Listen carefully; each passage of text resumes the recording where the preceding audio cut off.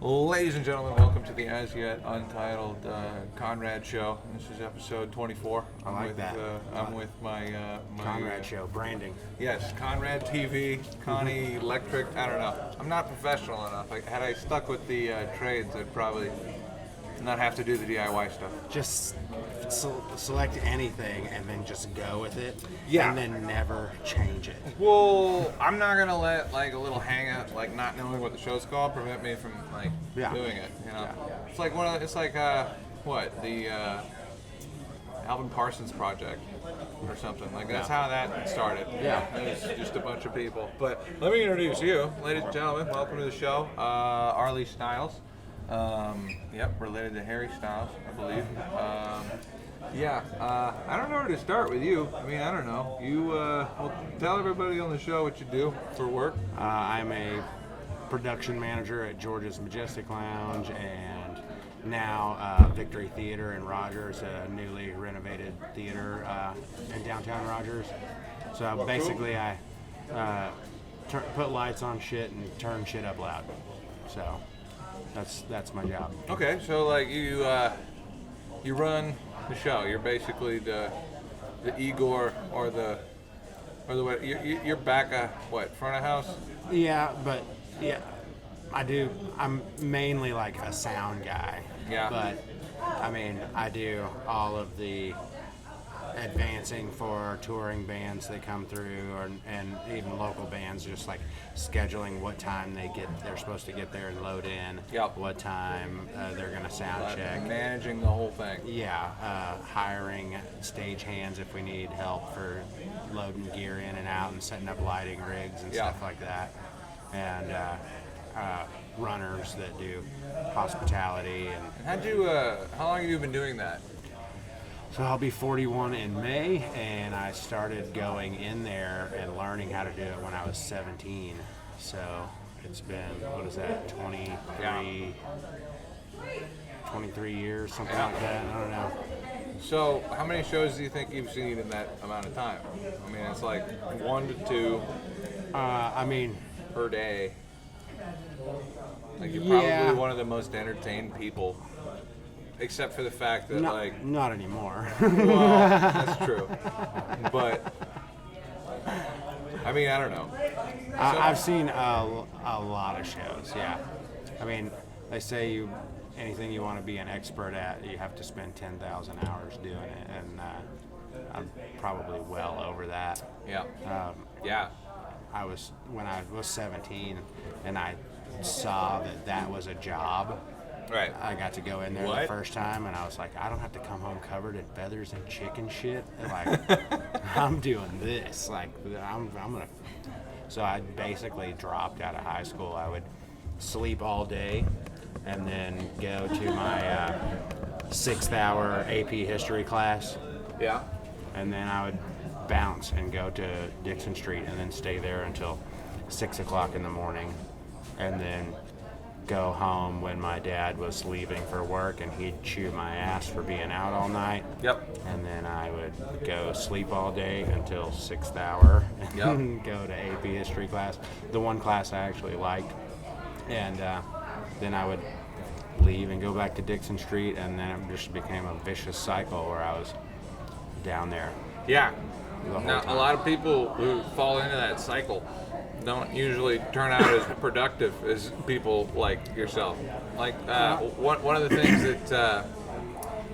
that I'll have a tremendous amount of respect for you for is like whenever the pandemic hit, like you were like one of maybe 2 people in my entire fucking social network, which expands beyond people that you know. Like one of the 2 people that actually just fucking started doing push-ups and lost hundreds of pounds and like. I'd kind of started the journey before then, but that's kind of when I turned it up because I didn't have anything else to do. I started working when I was 15 so I could save money to buy a guitar. So I weeded strawberry fields and landscaped, and then I got a fast food job or whatever. I've never had a vacation. I've always worked and never went anywhere and did anything as far as that stuff goes. And But I mean, so I had time to myself. So I was like, okay, well, let's see what we can get done here. And I went from working out like 3 times a week to working out 6 days a week, sometimes 7 at that point. So like, what did you do today? Today I walked my dog a mile in the morning. Every morning I do that. Then I came home, drank coffee, took some supplements, played guitar for about an hour, and then I just got an easy curl bar with some like 40 pounds to put on it. So I put 40 pounds on it and did underhand outside grip curls, 50 of those. I did 50 underhand inside grip curls, and then inside grip overhand curls, 50 of those. Then I did an hour and 10-minute DDP yoga. And where do you do this stuff? All in my apartment. What does that smell like? I keep it pretty clean. Yeah. Yeah. I mean, like smells a little bit like dog later in the week before I give Darnell a bath. I did want to tell you, like, you inspired me to start doing something. I started off even like lower than that. It's like day 1 push-up. Cool. Day 2 push-ups. Yeah. I got to like 105, and then I started getting laid, and I quit doing all that. Well, I mean, yeah. I got to get back into it. Well, I mean, people have different motivations for doing it. And, Well, I mean, it wasn't and that. one It of was those just- is getting laid for Well, sure. it wasn't the getting laid thing is the reason I did it. It was just like the amount of time that I had to just like be in my apartment with my own thoughts, like, you know. Yeah, for sure. No, I tell people all the time. People will come to me and they'll be like, "Hey, man, I need you to like help me with this," and I'm like, "No, I'm No, not. you gotta- I'm not doing that. And if you Right. need me to hold your hand and walk you through it, then you're not gonna do it." I mean, there's some people that get paid a lot of money to scream at people, though.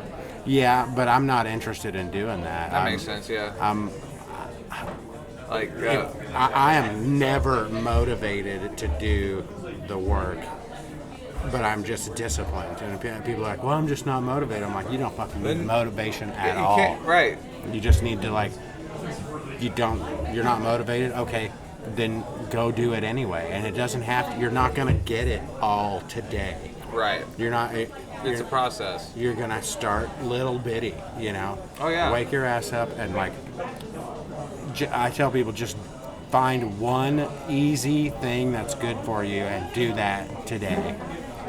If it's making your bed, Right. like throw your pillows at the top of the bed, fucking flap your blanket out and lay it over there flat, and like start there, like the very smallest thing that you can imagine that makes your life more orderly and better.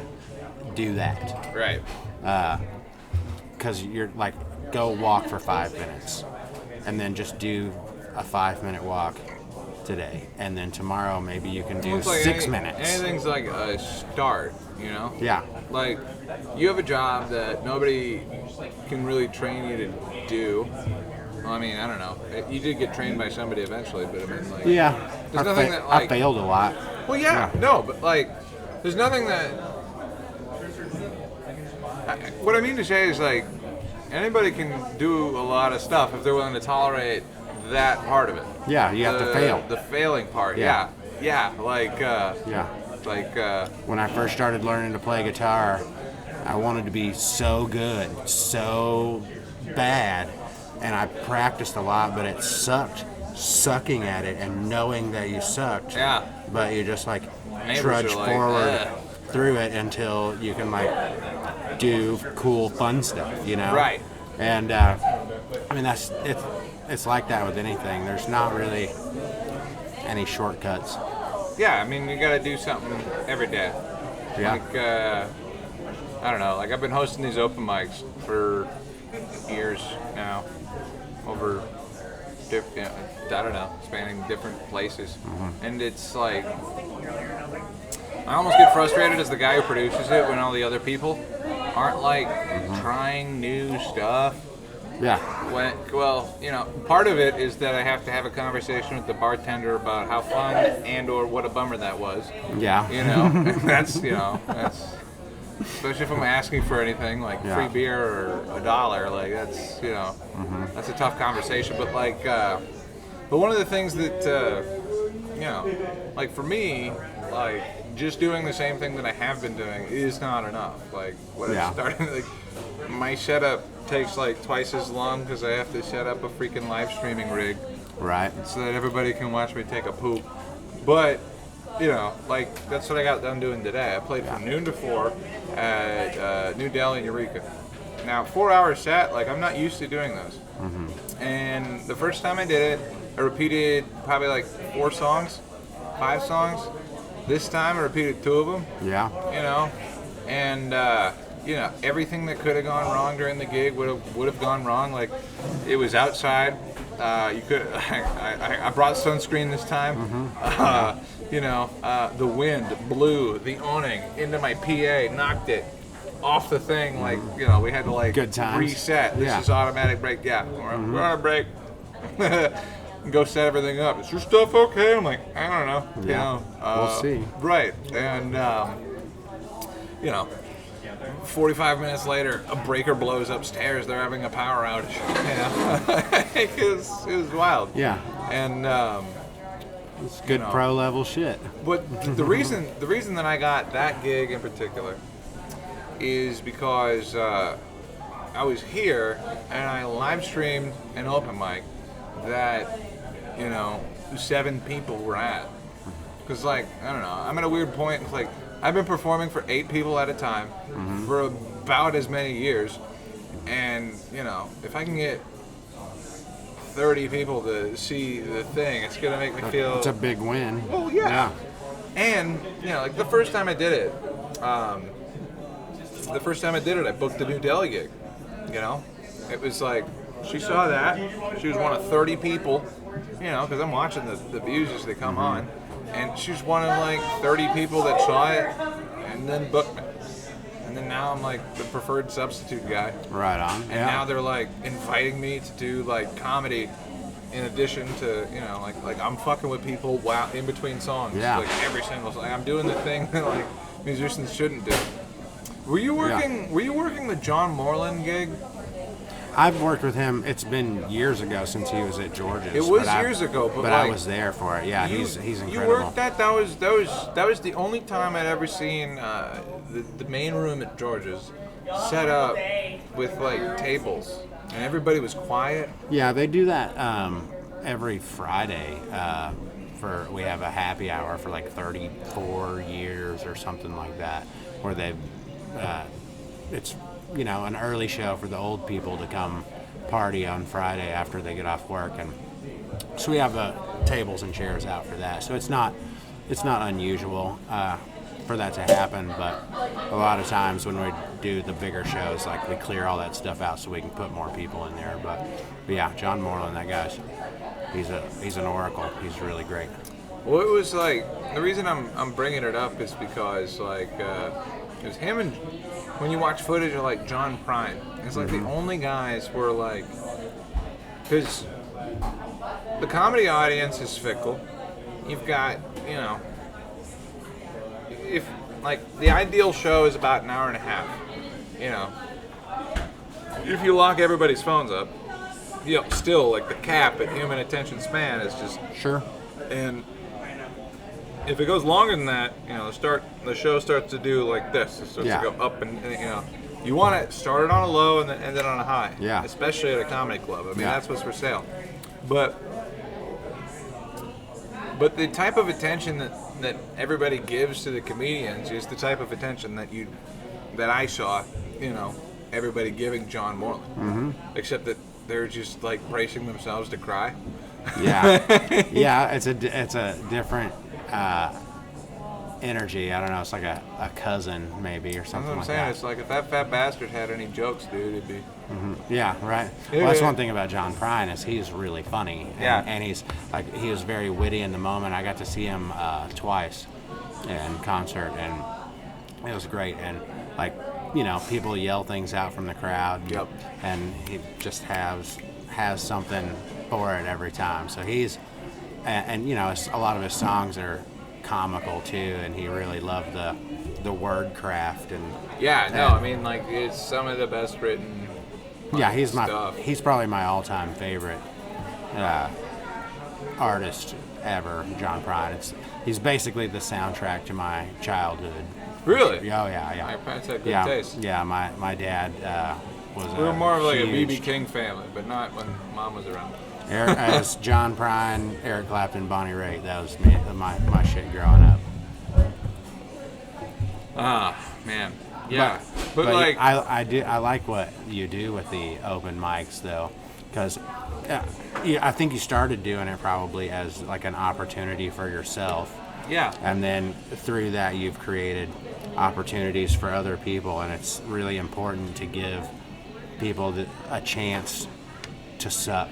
Well, don't give me too much credit, because like it seems like so my deal with open mics is like I'm gonna come here, I'm gonna set up my own stuff, I'm gonna there's 3 people at the bar now, how'd you feel about bringing 5 in? And I'm gonna bring my own stuff. If nobody shows up, I will fill in whatever gaps there are in a 2-hour thing. Like, there will be a show. Yeah. And all I'm asking is 2 beers, and then once it fills up, give me a couple bucks plus 2 beers. Yeah. And that's been the deal. Yeah. And like I don't know, the first one I ever got going was was over at the Piano Bar with this other comedian. It was a comedy open mic at a piano bar. And then the pandemic hit, fucked everything up. Those guys were so strapped down for money that they opened before anybody else did, and they've not had to do anything since. They've had to line out the door. They're selling drinks to people in line outside of the bar. Yeah. Printing money. And like, they also are very talented musicians. They have a sold out gig at their own. They just opened up a place in Bentonville or They Rogers did. It's in too, kind of a weird like location. Yeah, it's like right out there, but like that was a really interesting experience. And then like I was trying to get something going at Bugsy's for the longest time. Yeah. And then like the previous owner before the owner now, like he was like banging the open mic host, who was like a student. Hell yeah. And then like I was trying to like get that like slot, because I was doing the thing every Sunday with the late Clay, and it took 5 years to get the open mic at Bugsy started, and I only worked it for about a year after that before like there was a transfer of ownership and stuff got weird, and I ended up quote unquote getting fired. Yeah. But in the meantime, like once I got my foot in the door, it was so easy to like turn around and show other people like, hey, this is what I'm doing here. We could do it there. Yeah. And now it's like I got one. I had one there. I can and take then, this one anywhere. down the street. Yeah. Yeah. What was really cool about the Bugsy's thing in particular was like, being right across the street from George's. If anybody comes through on a Monday, I'll just play every fucking song that I know plus 5 twice, and then like run it until 1 in the morning, because the bar doesn't close till 2. Oh yeah, and George's shows are often over at like 11 or 11:30, something like that. So you get that flood out of people and the night's still young. Were you at the Hannibal Buress show? Oh yeah. Okay, so like tell me what happened to that show, because like I got to watch 10 seconds of it, and then I had to run across the street. This last time? Well, when was the last time? Was it like a year ago? I think it was back in the fall. October? I could look it up and see, but I think somewhere around there, and it dropped into our lap very suddenly, because how many have there been? 2. He's been there twice, and Okay. he When did was the the first first time. The first time he did 2 shows. Oh. That's been like so pre-pandemic. I think like just before. I definitely saw the second one then, because I remember I was sitting at Bugsy's right across the Second one street. is his rap show. Yeah, Yeah. so I was sitting right across the street at Bugsy's looking at all my comedian buddies that were supposed to be on my lineup, like in line at his show. And I knew his opener, and I harassed him, I talked to you, I talked to anybody that I could to try to get him over to the thing after the fact. And I watched, and it was interesting to see, because like I don't know. I've been bumping into this thing ever since I started trying to like do it. It's like people want to remember you for one thing or the other. Right. Like there's a comedian I saw up in Minneapolis, a Hawaiian guy, Kermit Apio. He did a cruise ship thing where like he went up and he sang ukulele songs, and then he tried to go do comedy after the fact, and nobody wanted to fucking hear him talk because they knew him as the ukulele guy. You know, like I had a similar experience one time where Is he better at ukulele than he is comedy? he's a brilliant comedian. Okay. It's just the way you put the show together, I guess. Yeah. As the guy who runs the variety show, like there's a, you know, like Hannibal Buress, get back to it, like he opens for his band. Yeah, like, pretty much. Comedy gets you up to here, and then like the difference between that and like music is that like the comedian doesn't feel bad whenever the people are talking to each other and playing a song, you know? Yeah, like well, that's way more acceptable. Yeah, and you're not by yourself up there either, so it's probably easier to do music, especially in a band when you have other people that you're leaning on that are making you look good or making it easy for you to do your one piece. Well, my theory on like stage fright as a musician versus like stage fright as a comedian is let's say you've got this piece and you beat the shit out of it in your living room, like practice the hell out of it, you know? By the time you get to the gig, you might be nervous, which is totally normal, completely natural, but like you're gonna get 30 seconds into that song and you're either gonna remember that you played it 1,000 times or you're not. And the world will turn into your living room, you know, if you're prepared. Right, yeah. You know, you should only be nervous if you're not prepared. Yeah. And with comedy, it's tough because you have to practice that instrument in front of people. Oh, yeah. Yeah. And anybody who's had like a kid that plays a horn knows that shit sounds like a dying animal. Yeah, you need opportunities to fail. Yeah. And those are a lot harder to come by as well. I think it takes a hell of a lot more hustle to do comedy than it takes to do music. And I mean, yeah, maybe. The counter argument that I give you to that would be, I've never met a musician that has played the mandolin for 2 years and is bitching about how come they're not getting booked anywhere. Yeah.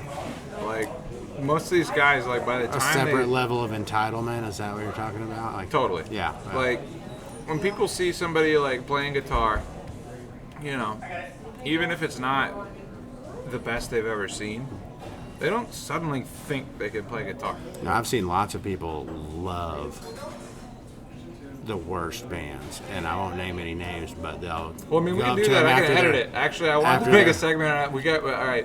So I should have showed you a clip before. We got Boops. I had Wes Shuford on here, and he was talking about people who owe the money. Yeah, I saw that. Yeah, I did. So I mean, like, I was gonna ask who was on speed. Oh man.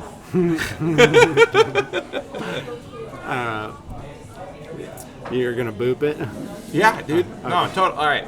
I'll put it like I will. I'll send it to you as just like a link that nobody has access to, and if you feel so compelled to listen to it, you know. Yeah, and that's what this button is for, is so that I can reference it and make sure that nobody gets fired. Now, he's been around for a long time. When I was a kid, he was one of the first shows I saw when I was like 17 at George's. And he was such a great guitar player. Man, I thought this guy was so awesome. And now, and he was playing with Lucius Spiller at the time, who, you don't have to boop that one. Fuck that guy. All right. Everybody's on the fuck that guy page. He's a That's fucking a clip. He's a fucking crackhead. All right. Hell yeah.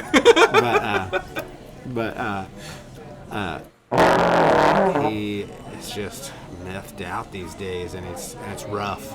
And it's kind of sad to see. I mean, he still plays okay now, and he has better days than some others, but he's just like rolling through, and he doesn't have his shit together, and he's borrowing guitar pedals from other people because what the fuck happened to your shit, dude? Right. Like, where's your stuff? And It's we were talking about being on Dixon Street all the time, and I'll have people that I've known for a long time that kind of grew out and they don't come out very often, and I'll see them, after a couple of years, like, yeah, I don't come out very often, and I'm like, good. It's not good for you to be down here every day. No, yeah, right. Like, just get out. But yeah, man, like, there's this life will get its hooks in you, and for a lot of people, you don't even know it, and you don't even think about it until it's too late. It just becomes such the routine that you go through, and then you like 35, look around and you're fucked, and you're like, you dug yourself a fucking hole, and now you have to like, are you gonna dig yourself out? Learn something new? I mean, I did that with food, I guess. I built myself a fucking prison of body fat that I lived in, and I had to break all that shit down. I'll tell you something about myself, is that when I first came to Arkansas, it was kind of an experiment, I'm one of these guys that, I don't know, I had to get out of my hometown, and I don't remember having a super great time in high school. And the experiment was like, let's go to a completely foreign environment where I literally only know one other person, and let's build a life for myself. And, I had $5,000 in a Dodge Neon. I showed up, and for like the first, few weeks, it was like, all right, I'm sitting at the apartment. I'm not here to, like, entertain myself. Like, it's time to go out. Like, I need to make friends. And, now I'm like 12 years into that fucking experiment, and everybody's giving me compliments and stuff. And one of the takeaways that I've had from that is that, like, ever since doing that, I've realized that most people don't, and that tortures me. Yeah. Expecting people to be capable of anything, and then, I mean, they are, but they just don't. Well, yeah, that's one of the things I say to people a lot is like, we could all be doing better, and they'll say like, yeah, but you're doing this and this, and you're busting your ass, and it's so nice to see how far you've come, and I'm like, I could be doing better too, though. And that's what I mean is like, you're not done. Right. Like, this doesn't. That's why I don't stop. That's why I don't do like, goals. You can't like. I don't set goals for myself. I think that's a flawed method, and that, like, if I set a goal to do X thing, and then I work hard and I get to X thing, mentally, well, I did it. Now I'm done. I don't do that. I just work a system. I just have a system that I just do that, and that goes on forever. That never stops. Like, you can just work a system forever. It's like when I'm at work, it's like, so they put me in charge of marketing because, long story, but I'm in charge of marketing, which means that, like, I've been doing, I don't know, the devil's work. I've been doing some version of photo editing for like half of my life now.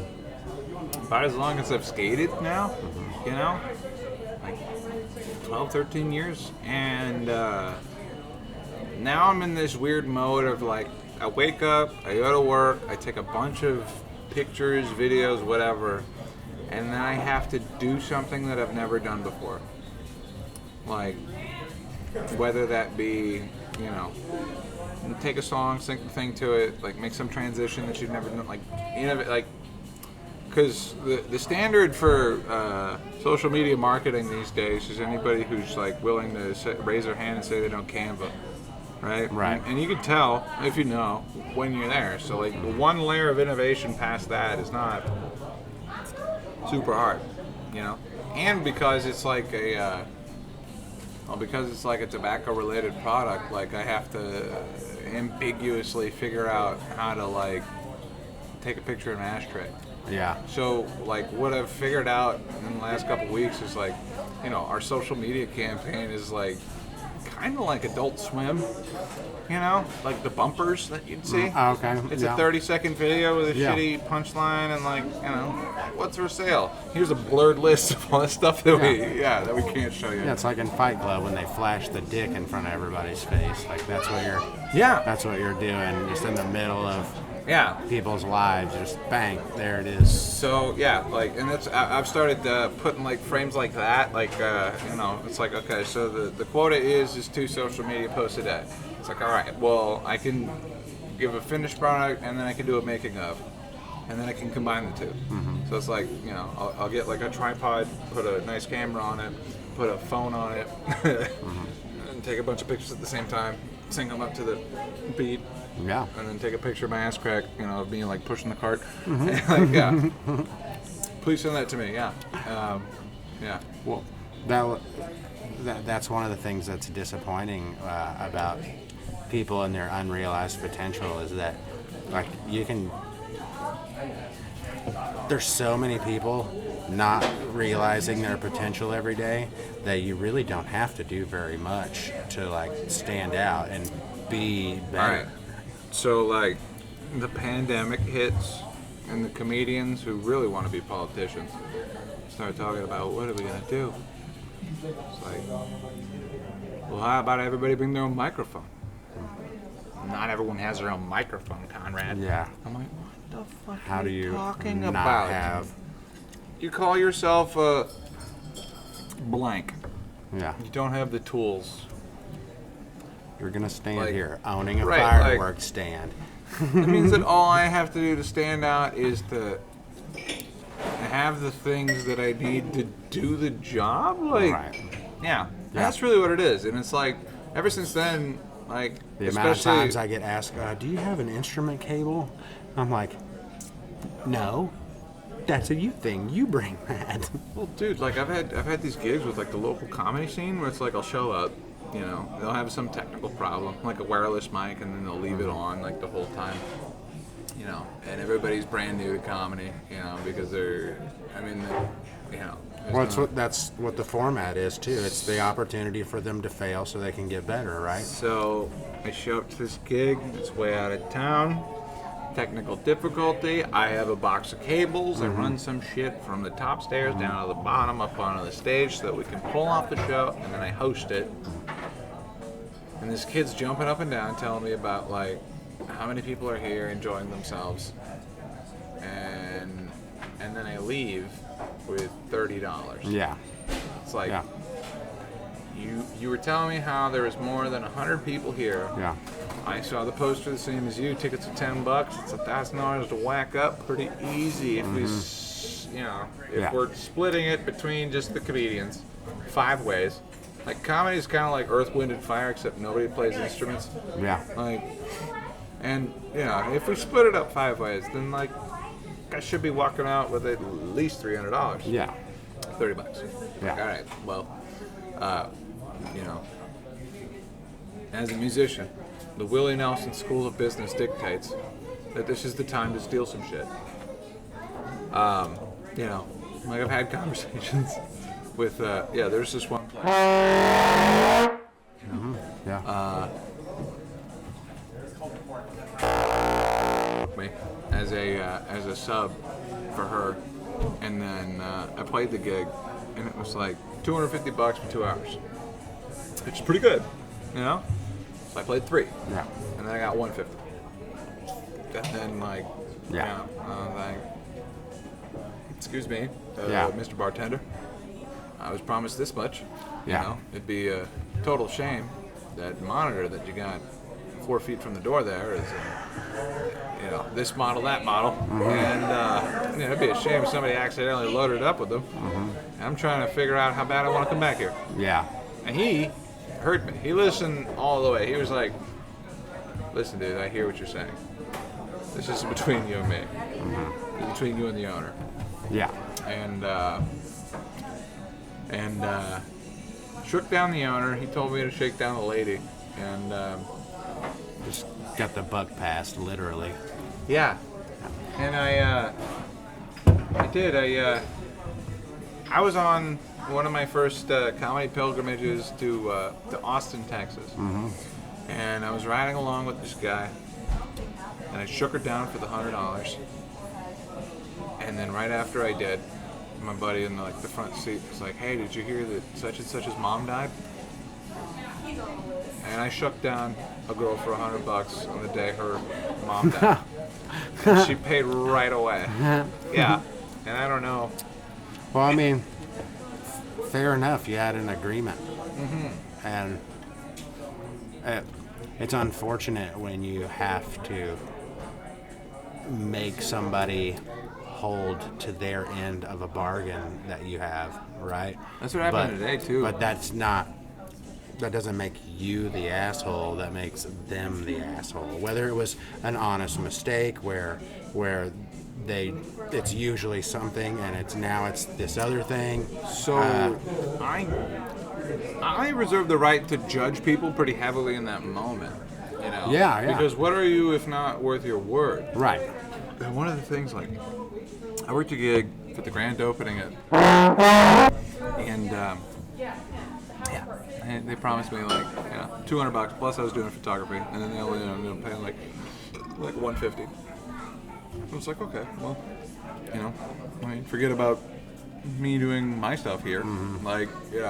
If you're gonna act like other people I don't do business with, I'm still working for you, huh? Yeah. Yeah. What if I did this to you? Yeah. And then I started doing that, and they didn't notice. But yeah, no. Basically, my agreement with my workplace is I've been doing the same job for about 10 years, and right now, on the operational side of things, they're doing things exactly the same way as when we started, except that now there are tens of thousands of items. Yeah. And that is a tremendous amount of work. Yeah. And after presenting and coming up with solutions to solve that, not being able to teach it to these people. Right. Because they're quote-unquote technologically illiterate. Yeah. Which anybody who's under 40 cannot claim that. You're just announcing to the world that you're super fucking lazy. Yeah. And then, if you do that, don't also tell me that you play video games. Yeah. Spot about it. Because if you can do that, you can do this. Right. Yeah. I built a PC. I built a PC and I pirated the new Starfield game off the internet. But I can't get the point of sale system to work with 2 tabs open. Sorry, I can't do it. Yeah. But competence is not very highly valued in our society nearly as much as it should be. Everybody just wants you to be nice. And I'm just like, I don't give a fuck about nice. No. Care about nice that's at all. actually the opposite. It's result-oriented first. I would think so, yeah, but there's a whole subset of our society that essentially disagrees with that, whether they even know they do or not. Okay, well, I know what you're talking about, and I feel like that is a one of those things that moves along on a pendulum. Oh, yeah. And I can tell you right now that it's already swinging the opposite way, because when I went to Los Angeles and hung out at the Comedy Store, there's guys on stage that don't suck dick. They're throwing out words that imply that they do. Yeah. And I'm still too much of a puss bitch to say them, because everybody here is imitating a version of a place over there that no longer exists. Right.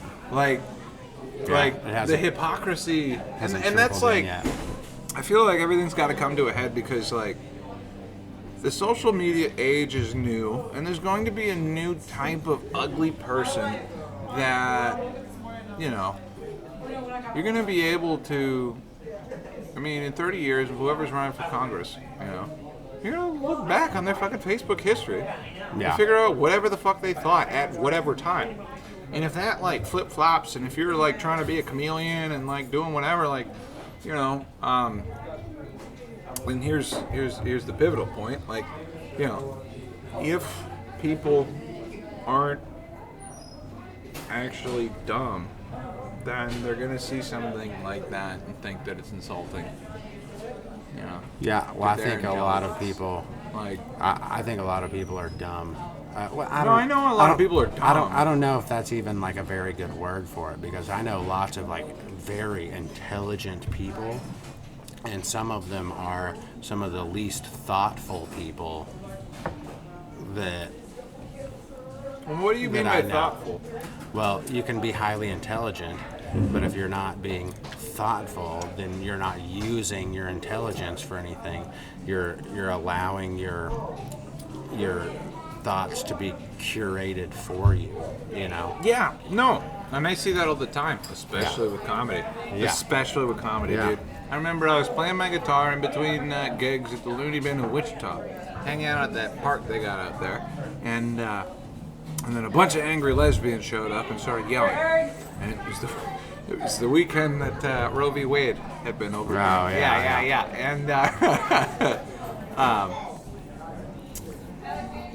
And I made a day of driving back. You know, I'm gonna hang out here, listen to these guys, drive to Tulsa, hour and a half away, hang out with these nerds, you know, and then get home. Yeah. And I got to listen to 30 dudes, all without a legal degree amongst any of them, talk about human rights. And it was like, just Human rights the to what? news. Well, talk about abortion. Yeah, I know, Talk but about talk about that. Well, they like most of them were basically just spouting the same stuff, and it's like I can tell. Okay, now I've been doing this for a little while, and I can tell like the open micers that watch cable news versus the ones that get like social media stuff. The Kyle Rittenhouse trial was a master class in I could just tell by whatever you said your opinion about it was that you watched corporate media or you watched the trial, because I watched the actual trial in real time on YouTube happen, or I would go like the next day and rewatch it. Lawyers. You know? Yeah. I think there's so many filters. I think it was Raketa Law is the one the live stream that I was watching, and he's a lawyer, and he had like 4 to 9 other lawyers watching it and commenting on what was happening in real time. And then you go see like what the corporate media, the vertically integrated media apparatus had to say about what happened, and it's like, that's not what happened at all. Right. Like, so, yeah.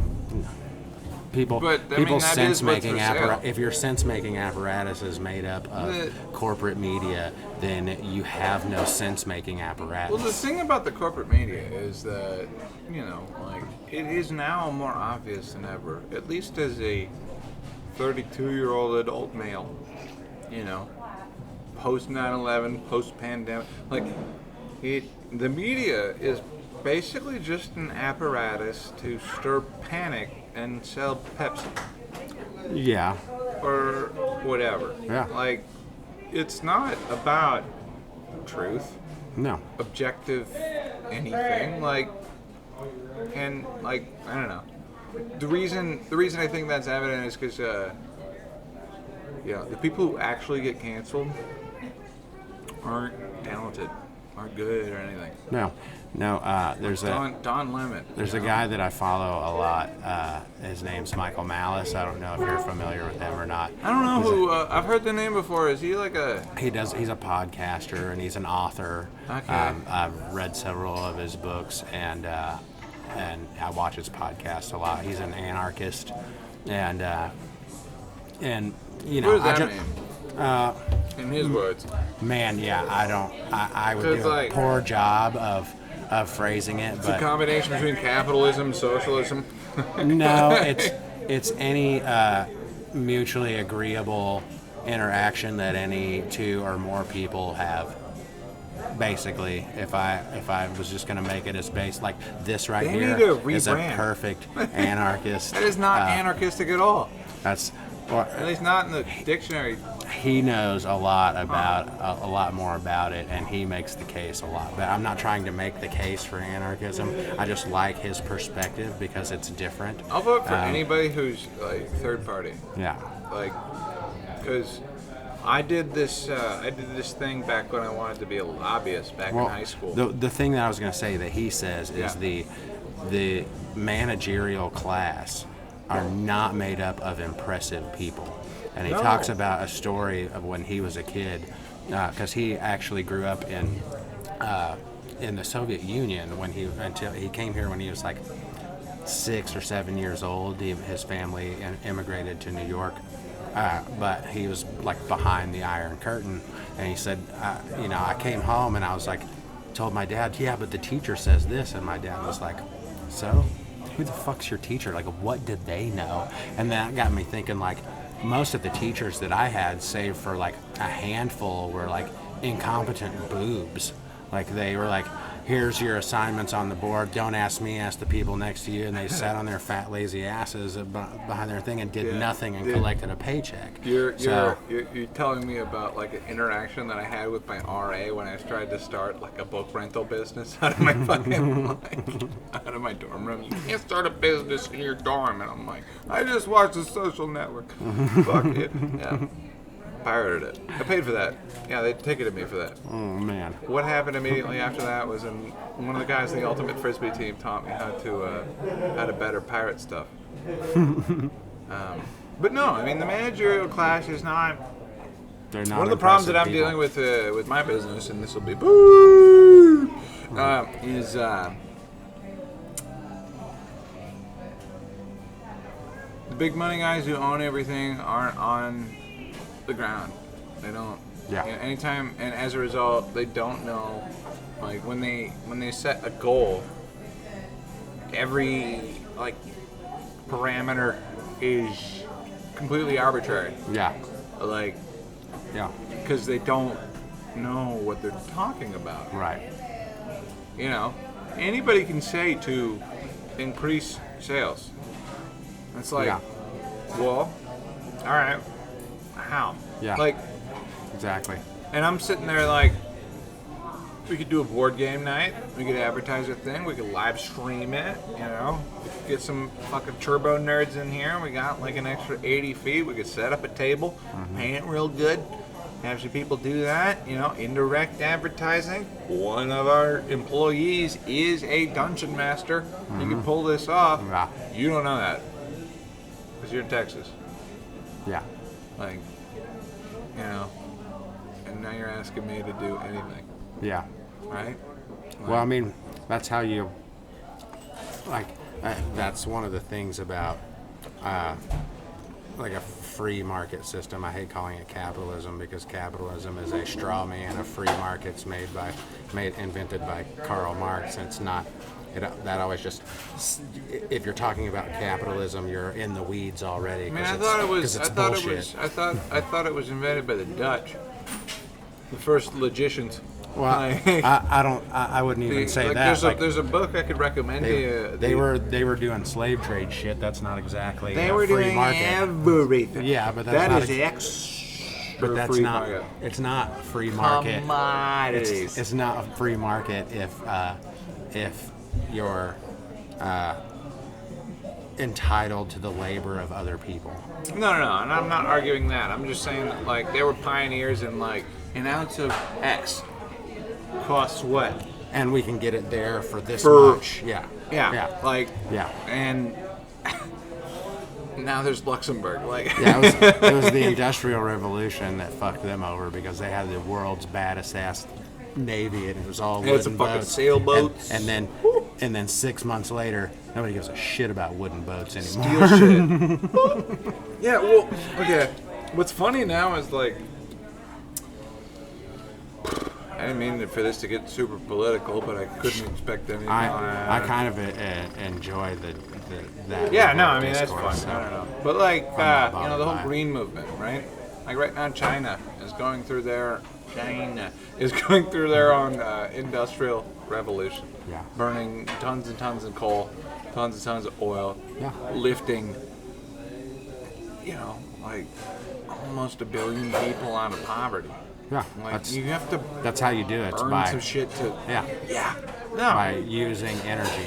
That's what's so weird. The fact about that, like, okay, and the then... environmentalists over here want to, like, they've already harnessed all the energy. They've already used it to get themselves to a point where they're up here, and they'll tell you that there's people starving and we're really concerned about that. Also, you guys don't get to use any of this energy over here anymore because it's bad for the earth. Well, and it's dude, that's why that's a luxury belief if I've ever heard one.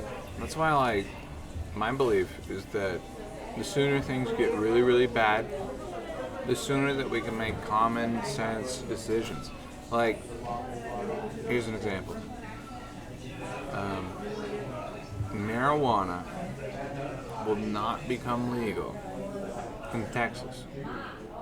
And the reason why isn't because of assholes in cowboy hats. The reason why is actually because of the power grid.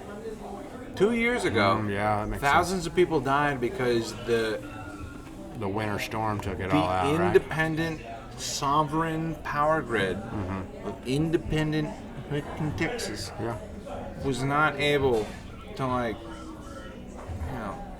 adequately, if you add 10% load, 15, 20, however much the demand is, percent load for just LEDs for pot plants, disaster.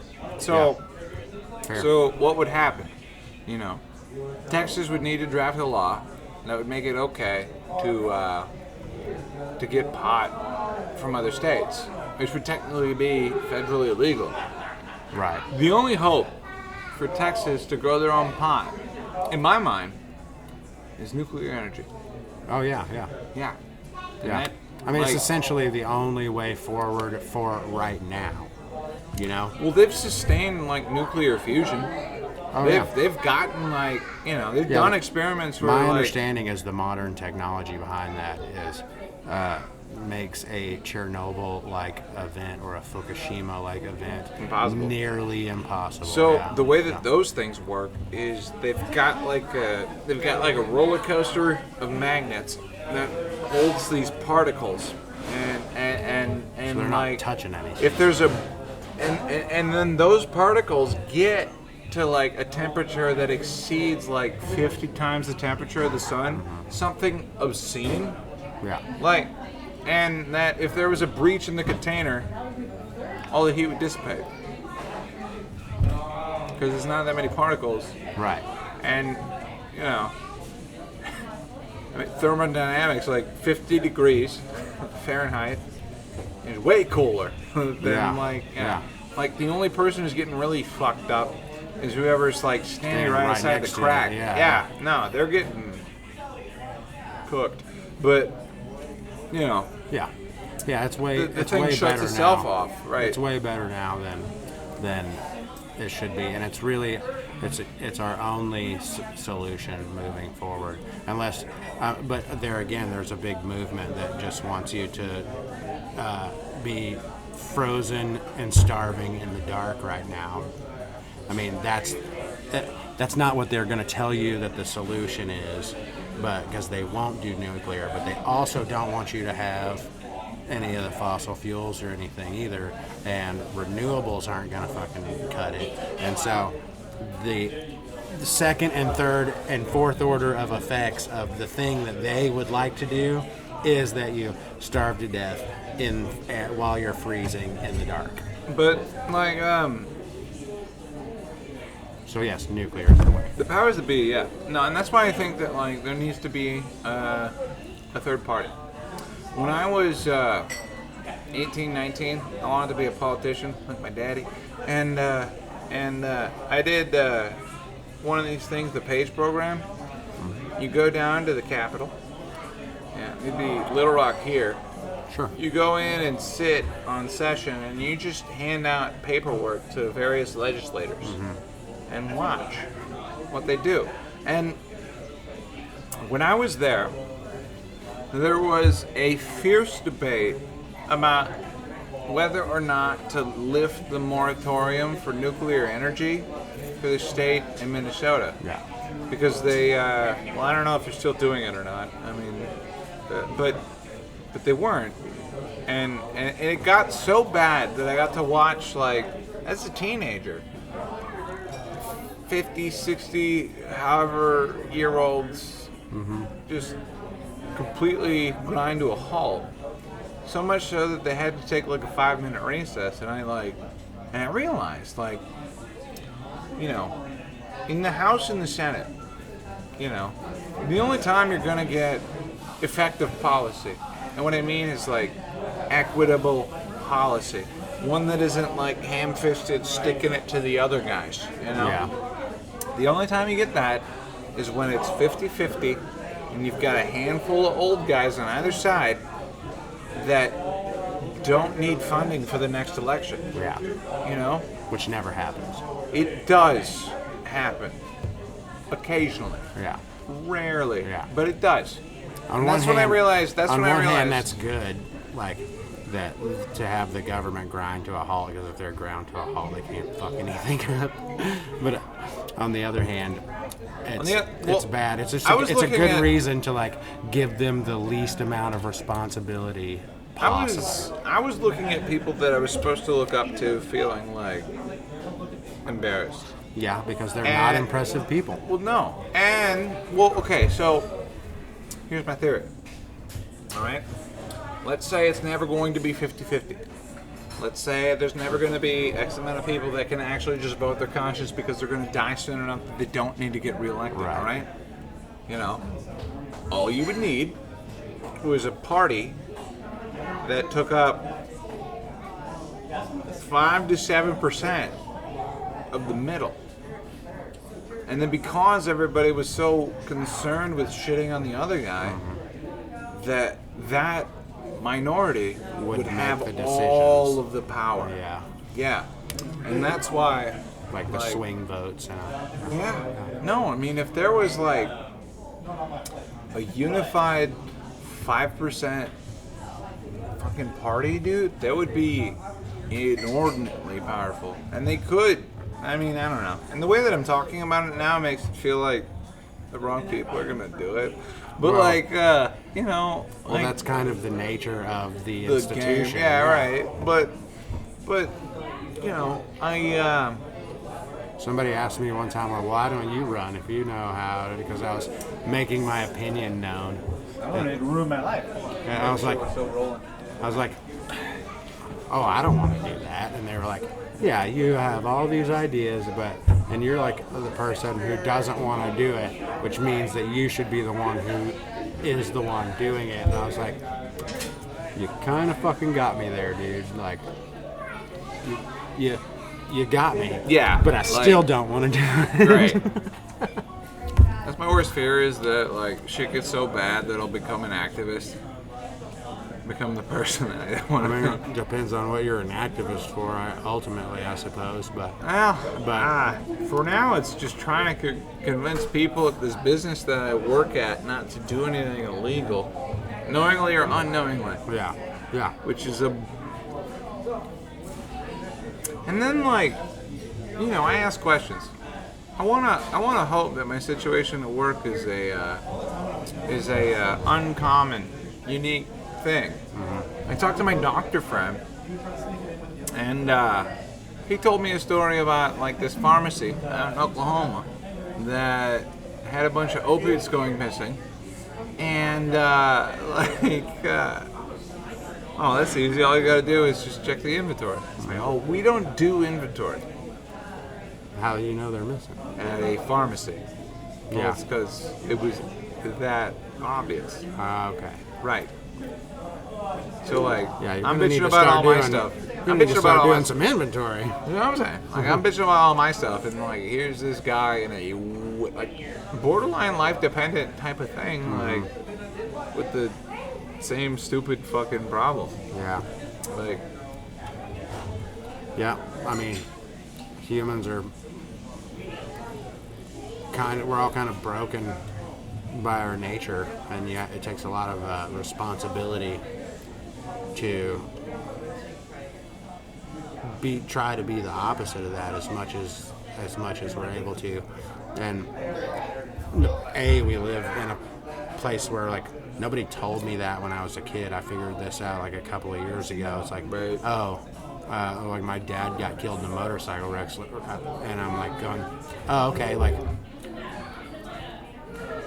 And my brain just went to like, okay, kind of step up time, like get your shit together, be a person who's there for the people around you that need you, That's And, what I feel like. I feel like people who have kids yeah, but you have that kind of thing. But my parents never like sat me down and Unless they said don't. that's like that you take on responsibility and it sucks, and then you keep doing it, and then everything gets better after that.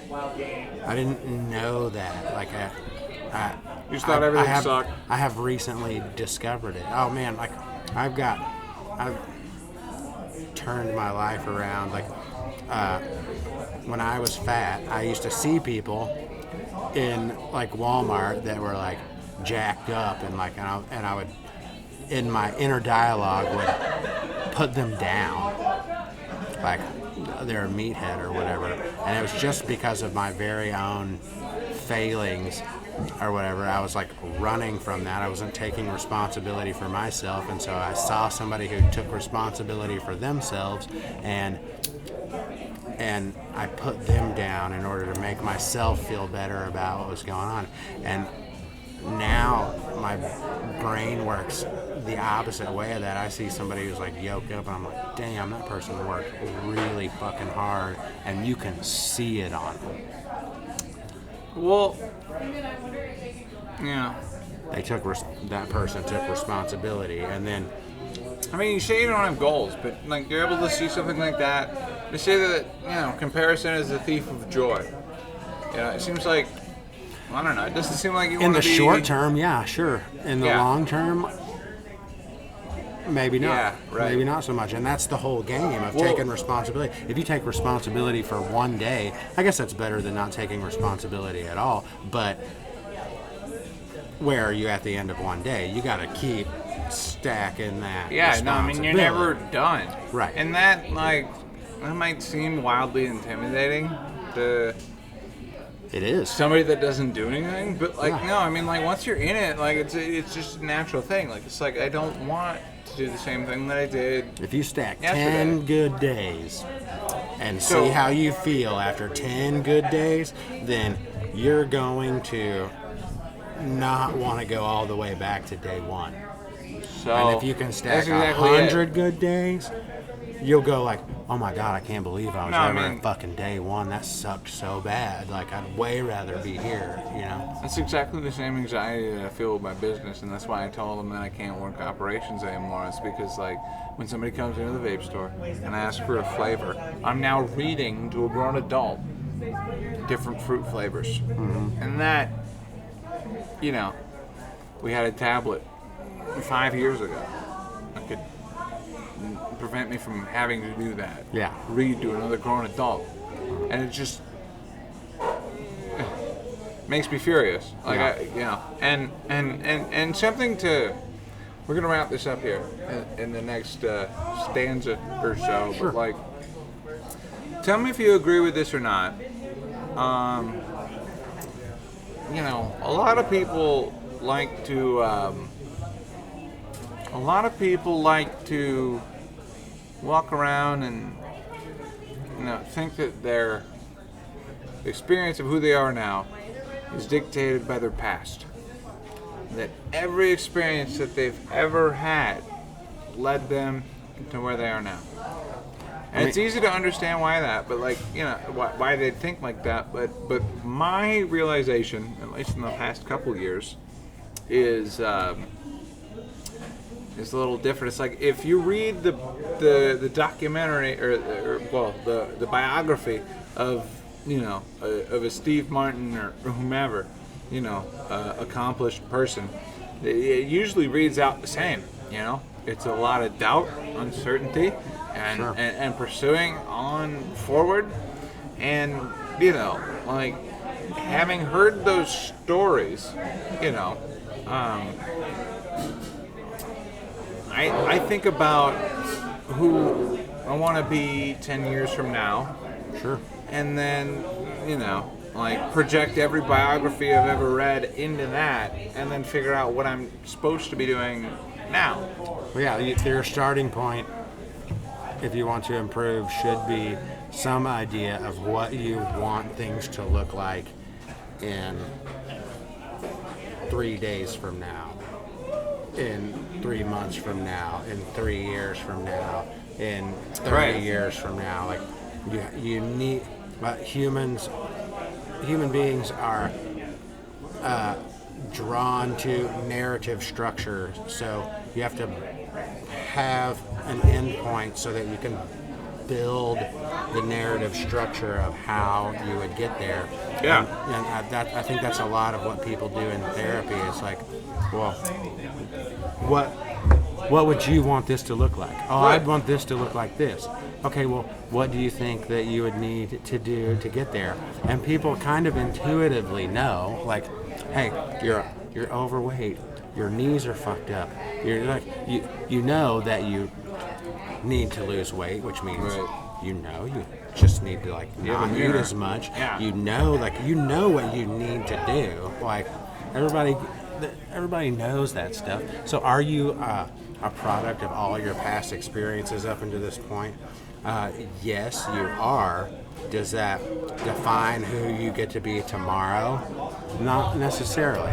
And it's a lot more work if you've dug yourself a hole to get out of it. Yeah. But what are you gonna do? I mean- Sit in the fucking hole?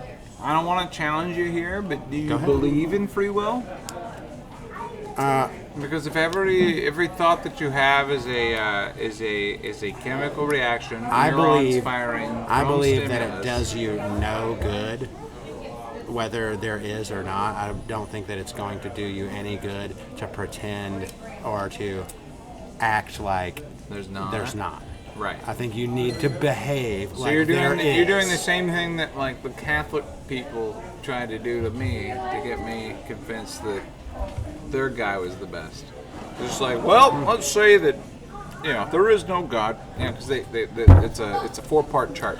Right. Yeah. Well, I mean, I've moved on that. I used to be very Well, no, I'm not- militantly atheist, Right. And now I'm pretty agnostic, and I'm embarrassed by my behavior about being so militant about it previously. Evangelical. Yeah. No, like I had I don't know. I started off in Catholic school. I was a devout atheist, so much so that I challenged like anybody that I had to go through to like get to confirmation class. And now it's like I've experienced enough to, I think what's the point of putting human vocabulary on divine, ununderstandable things? Well, I think again you can go to just like what I was saying about narrative structure, the overarching narrative of what's there. Did this person live at this time and do these things and say this stuff? I don't know. Right. I have no idea. Should I behave in a way that where I take responsibility for myself and the people around me, whether the external factors are my fault or not? If I take responsibility for those and I can move myself and people I care about forward, is that true? Yes, that's true, and that's the true part of it. Well, Jesus, Muhammad, and Abraham all went to high school together. The message is about the same. And after smoking DMT, I'll say that, like, if I saw something like an angel or infinity or nothing, trying to explain that with the vocabulary that I know is going to be tough. When I did it, Oh, you did it? on my 36th birthday, I put a whole gram on a dab rig and Oh, fucking fuck. went Wait, on. like a titanium nail or like what? Ceramic nail. Did you like scoop it on there? Like, how'd you do that? Yeah. Because my way was like, okay, best way I figured out is how to do it out of a crack pipe. That's a boop. That's a DMT pipe. Let's. Well, yeah. I mean, oil burn. But, Yeah. yeah. No, yeah. Rip But- it until you can't see your hands. But people would ask me like, well, what was it like? And I say, imagine that there's no you to imagine anything. And they were like, and I was like, you can't do that, can No, you? right. And I said, there's no way I can It's in- describe to you like, yeah. what happened. Right. What and this that's was really like. like we are just. I can describe to you the last thing I thought before it happened, and then the first thing I thought when I came back. Right. I can tell you that. Right. But the whole other rest of it was fuck, somebody figured out chemical software to run on our computer brains that deletes you. Holy shit! Yeah. That was terrifying. Right. So imagine being responsible for having to write that down in an age where Yeah. that was the most important thing. Like Yeah. you just, it would, and that's why like I don't. I'm not gonna shit on religion entirely. Just more so the purveyors of it. Like, do you remember how Naco got canceled? No, I don't remember. You don't remember that? I don't think I know that Dude, story. that I turbo know that- fucking hippie. Dude, he was just singing yeah. about water. Well, that's how you Ben know. Miller Band, when I toured with them, we did like shows in the same venues, like with him. We would like open for him at different places at different times a few times. So that's the only reason I know who that is. And yeah, it was all feel good, everybody love. Like, Yeah. Rasta. Exactly, dude. I smoke weed and that's my whole personality. The whole, but he raves. Yeah. That's why. Did he grape people? Or he was accused of graping people? I mean, I don't know. I feel like, I mean, especially after Cosby, it's like it's a numbers game. Yeah. It's one person, like, but somebody doesn't just rape. Like a rapist doesn't rape one person. Yeah. Right? Well, I Like- mean, if they get caught after the Well, I first mean, time, like, then what's something you? hopefully they get thrown in prison, and that's the. Hopefully. Then they don't rape anymore. Hopefully they don't have a 50-year career and then get thrown in prison yeah. and then get off And on a then- technicality. and then get out, yeah. And that's why people can't get canceled. And to close the show, that's why I want to say that, like, a lot of people think that their future is defined by their past, but what you're actually capable of doing is defined by What you're gonna do? the now. vision, who you want to be eventually. Yeah. And, if that's not one to end it on. Arlie, thank you for coming out. Yeah. Thanks for having me. Ladies Appreciate and it. gentlemen, this has been the Untitled Conrad Show. Connie TV. Check me out at the open mic. Thanks, Arlie. You're welcome. And I didn't lose. I rolled the whole time. Hell yeah. Hell yeah. Sick. Well, thanks, How much dude. storage you got on that iPhone? Oh, dude. So I had to